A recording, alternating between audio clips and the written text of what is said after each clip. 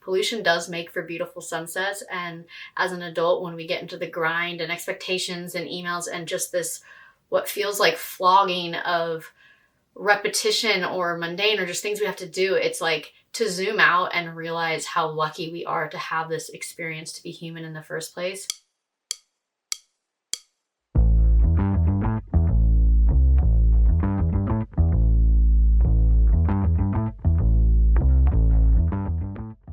Hello, everyone, and welcome to the post-film discussion here at the Lone Screen. We have the great fortune of watching the film Trash Baby and getting to now talk with the filmmaker behind it all. And before we get into that, my name is Emily, or La Movie Mija. You can find me all over social media. I'm really excited to be teaming up with the Lone Screen and getting to talk to our filmmaker guest today. Jacy, could you introduce yourself?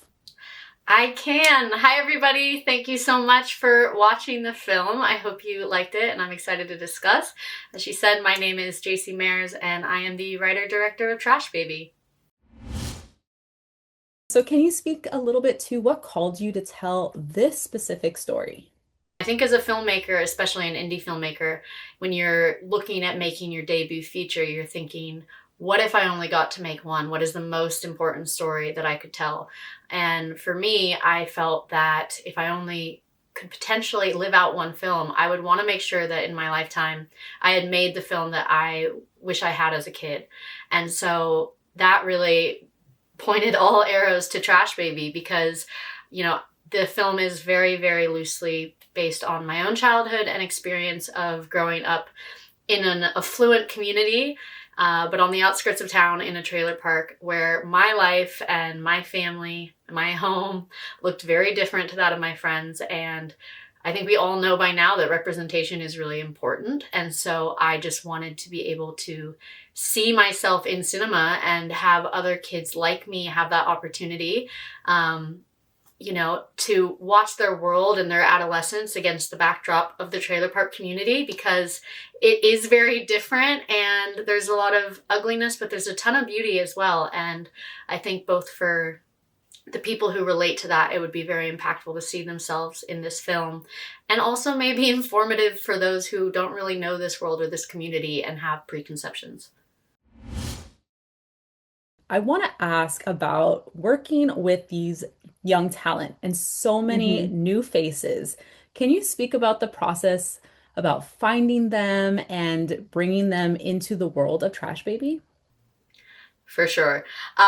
We'll forego the polished answer, but essentially there is a lot of limitations that come about when you're making a film with no money. And so what started out feeling like, Achilles' heel, I think turned into what is the most beautiful component of this film itself. And that was, we had to, by necessity, use the people within my world and circle, because it's only your friends and family who are going to help get a film initially off the ground. So our film was brought together by, trailer park kids and strippers, and our makeup artist was a mortuary makeup artist, so she's asking people to lay down on set to do their makeup, and all of these characters, essentially, which when you're at the forefront of production, it's terrifying to have a bunch of green people kind of leading this thing forward, because there's an element of herding cats. But the silver lining is that we had some really organic performances and a really raw feeling that I think went beyond set life, and I'm very thankful for that. Looking back, I don't think this would be the project that it is had we not approached the film in this way.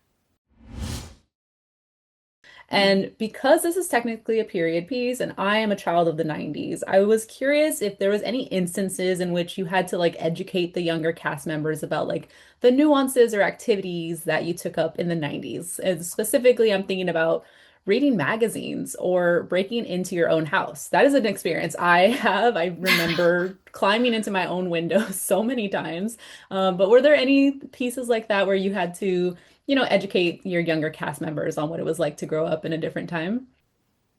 That's a really interesting question. I'm trying to think about the specifics of Set in Life. I'm sure a huge part is just not being glued to our phones, and also the way that kids moved about during, the 90s and early 2000s was very much as a pack from one destination to the other. Because if you split off for the group, you're not coming back. You don't know where they are. And so this kind of these endless days, I think that was part of what I wanted to capture with the film, is just not only the nostalgia of our youth, but what youth was like at this time, and even more specifically, what youth was like at this time for young women, where, yeah, I think anorexia was plastered everywhere, and we are openly comparing everybody, and our idols probably shouldn't be. And just, it was an odd time in history, especially to be a girl. And so I think trying to bring that reality to our cast today so they could understand what the mindset was at this time was a big part of it. But there was certainly learnings in both directions, and they're all doing their TikToks and dances on the side, and so it was just a real clash of generations, and it was really fun. That is so cool. Did you get to make any TikToks with them? They're not dragging me into the TikToks. They all have their moves down. They're like, no, but it was just so fun to watch. And there was so much fresh energy that really mirrored back why we were making the film in the first place. Watching the cast be themselves and, build these friendships on set while we were making a film about friendship was just fascinating. When writing the script, did you know exactly the tone and feel and the genre of the movie before you completed the script itself, or did that kind of reveal 100%. itself in production along the way? No, I think before there was even a decision as to what the story was going to be, there was a tone decision, and it was like, what is the most special experience? And special meaning painful, memorable, beautiful, shaping, defining. But I think all of us, 13 and, becoming ourselves, that is the most passionate age we will have in our human existence. And so capturing what that felt like, and the nostalgia, and, the lip gloss and the wind in your hair and sneaking out, and just that feeling of youth was always going to be the driver of the script, and just wanting people to walk away with kind of remembrance of what that was like. So yeah, no, that was decided before there really was ever even a story. And as far as 13 being a very pivotal age, I mean, that's the music we still listen to this day, right? I'm sure we're all still Hmm. reaching for the things that we were listening to at 12, 13, 14 years old. At least I know I Hmm. am. No, that's like a scientific fact. They've done studies that whatever people thought was cool at like the beacon of their youth tends to be the majority of the music they listen to the end of their life, which is hilarious, but that's just speaks to how defining our teenage years can be. Yeah, your taste is like solidified in those years. What is a song that instantly takes you back to being 13? Gosh, okay, there are so many artists, whether you go, honestly, Evanescence, Going Under, great song. I think that one stands out, but Britney Spears was the queen of that era, so if I didn't give the title to her, I would be deserving the princess herself. So yeah, I would do some Britney Spears, Evanescence mashup, something in that. I was curious if there was any other of the time pop culture influences that informed the themes of the film or the characters themselves. Yeah, I think the whole world, like you said, at the end of the day, this is a period piece. And I don't think I even realized that going in. But when you're trying to do everything you can as a filmmaker to keep from pulling people out of the world, you do have to consider cars, and you do have to consider phones, and just time and time go back to, is this what it felt like? And so once again, your Achilles heel becoming your just golden goose egg type thing. But by the restrictions that we had as a team, most of the set deck, most of the clothes, I just went back to my childhood home and raided it. And so those are, my mom watches the film and goes, those are my shorts. Did you take those? And hey, is that actually my shirt? And the whole film is just littered with true time period pieces, because they were the toys that were in my bedroom at that age, and they are the clothes that my mom was wearing at that age. And so it really does all bleed back in. But, going to what you said before, it is such a weird time capsule and era. The fact that the people we idolized were the people we idolized, and also the conversations. There was so much probing in the media around who's a virgin, who's not. High school, middle school, super normal conversation to be comparing people and saying who's hotter, who's this, it's like, it's not that we are light years ahead from that now, but people at least have the awareness that it's probably not right when they are doing it, and it would be a little more concealed, and hopefully we just keep growing. But it was pretty open, cutthroat, and mean, and yeah, a weird time to be a girl who's trying to figure out, her own body and relationship to sex. I want to understand from your point of view what kind of transformation Stevie goes under from the beginning of the film to the end, when we meet her and then where we see her towards the end of the film. Yeah, I think that's a great question. There were a couple key points that I hope the audience walked away with or picked up about Stevie's character arc, but a huge one is just, I at least experienced that there's moments when we're in our youth that we choose to stay younger. We fight so hard to be older at every corner. And then there are these instances where we experience what that would actually look like. And it can scare you a little bit. And you can walk it back and go, actually, I don't know that I'm ready for this. And hopefully you do. Hopefully, that consciousness is ringing and loud enough. But even just on the most jovial levels, I remember asking if Santa Claus was, real, and having a father who doesn't lie about anything ever. And he says, do you really want to know? And knowing subconsciously the answer I'm going to get, and choosing, I don't. And I'm going to go backwards. And I think, Stevie is in this moment where she is just chasing what feels so cool and like the future that she wants. And then through watching Edie and her own story as a young woman, it scares her back a little bit into, I'm going to get pushed into that world soon enough already. Let me live here a little bit longer. And so I think that was one of the things that I really hoped the audience got, is that we have some choice in it. And also when we get to watch people that we look up to, of course it's great when you have people leading the way and showing you how it's done, but it's also just as equally that powerful to see where people are getting it wrong if you're able to apply it to your own life and avoid making the same mistakes. Absolutely. And that really gave me chills thinking about that question of like, do you believe, like, or is Santa Claus real? And like Yeah. having the choice to deny, like, just don't tell me. One of the most impactful and really, awful things that transpires within this film is what happens to Edie's assault. Can you tell us a little bit about what the preparation for that scene was like? And if there was ever a version of this story where Stevie intervenes or lets Edie know about what she did see transpire? It was never going to be a different way, as much as I know many people would love it to be. The point and the importance of it was to show what was more probable and what I witnessed and, what people around me were experiencing at that time. Once again, going back to the relationship, not just to sexuality, but consent. And, I think when we think of assault so often, it's this man in the bushes jumping out at us.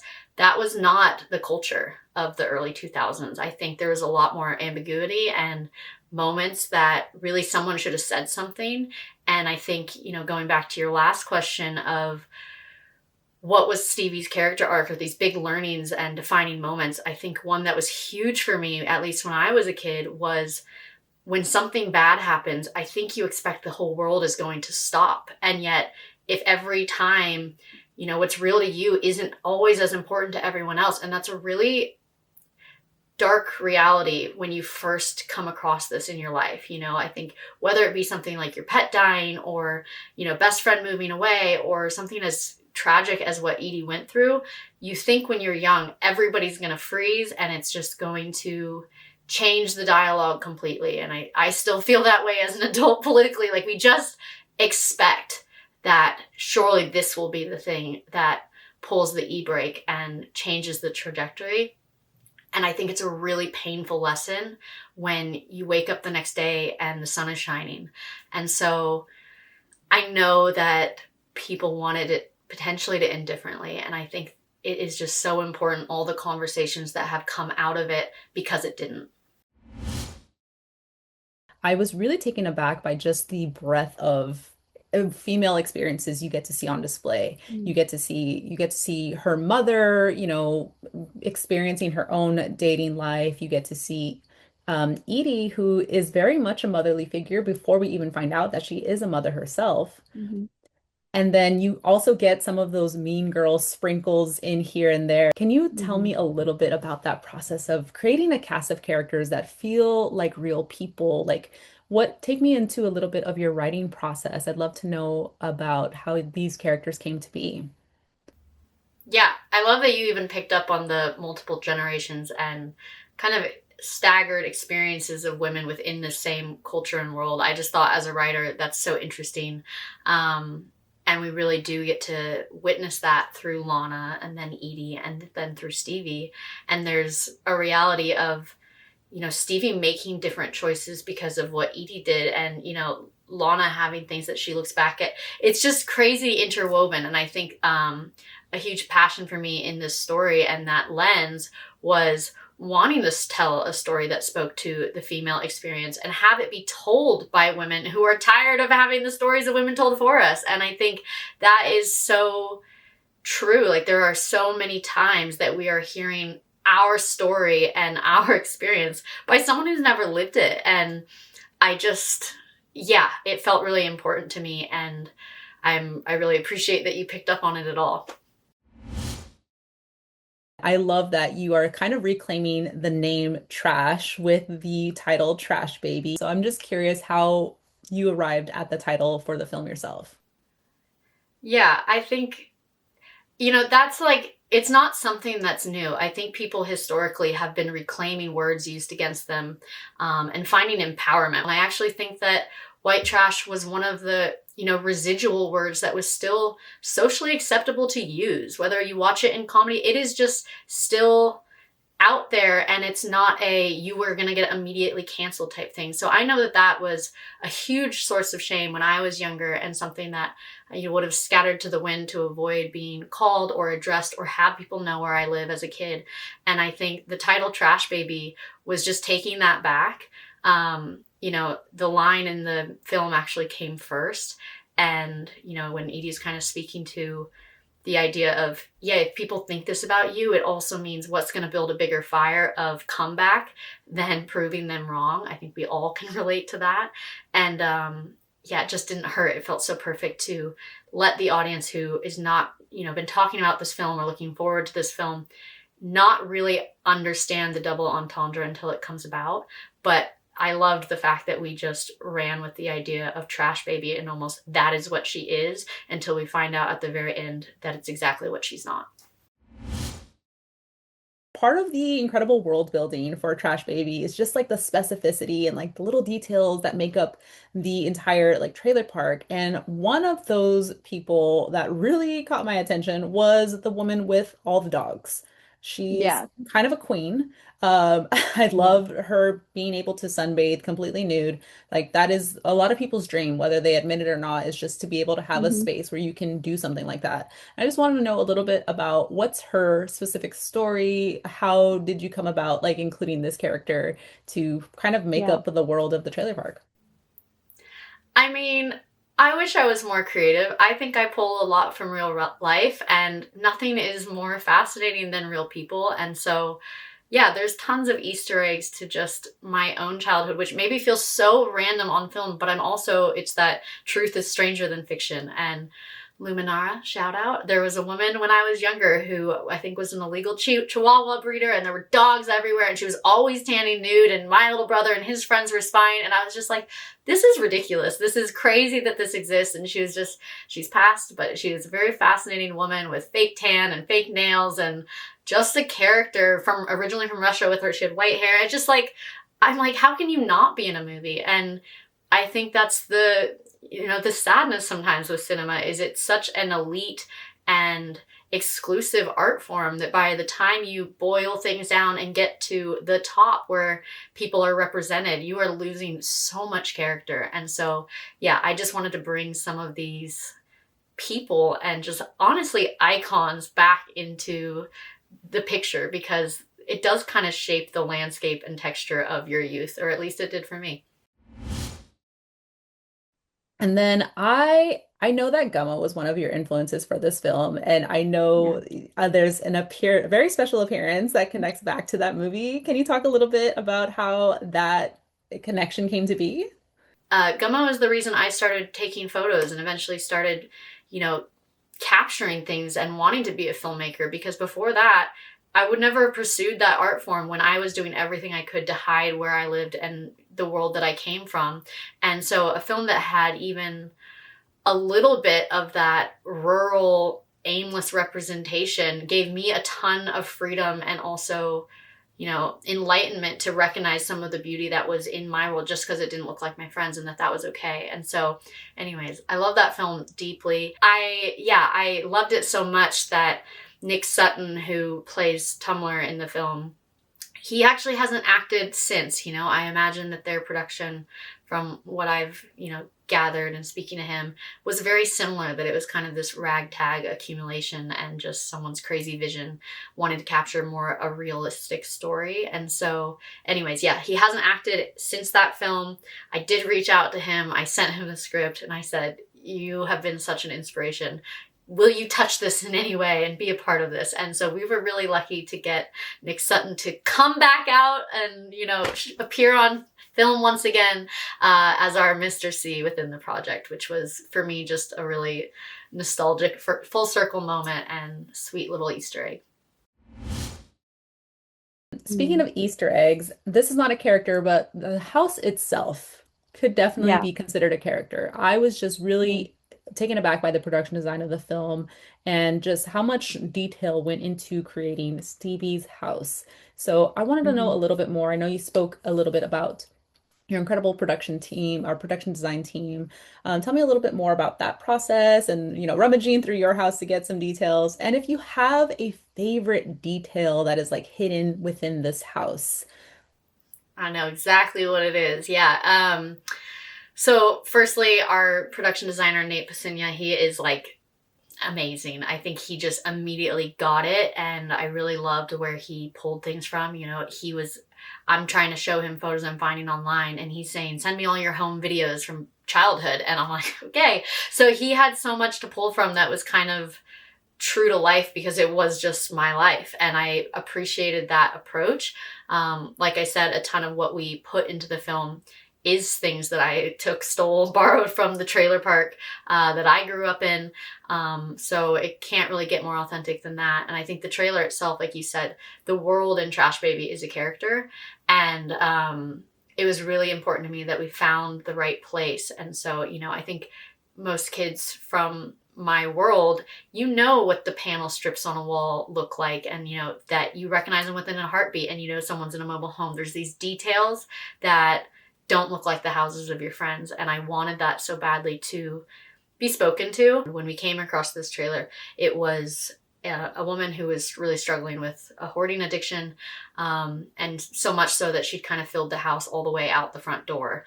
And I ended up getting to know her and speaking to her about it, and we kind of found a mutually beneficial opportunity where I said, I will clear this house for you if I can then shoot in this house. And she was all in on that idea. And, we did that, a lot of it together, which is a lot slower because things become very personal and difficult to get rid of if anyone who's experienced that or has people in our lives who struggle with that. And so, yeah, all that to say, we also had a ton to pull from her house. She had so much stuff that we were able to just keep as we started clearing the space. But to answer the little nugget of your question of like, was there anything that was, this is it, or this is the location, and why that trailer was so special to me? I've seen 500 plus trailers in looking for this one. And when I walked in and the linoleum was the same as my childhood home, I just knew that this is where we had to shoot. Can you tell me a little bit about, how many days this took and if you have a favorite memory from set? Yeah, the actual physical filming, I was working on this project for what's years now. I think when you're moving as an individual or even just a very small team, it is piece by piece, day by day. But the physical production and filming was 21 days, and a ton of work leading up to that to get us even ready for the opportunity.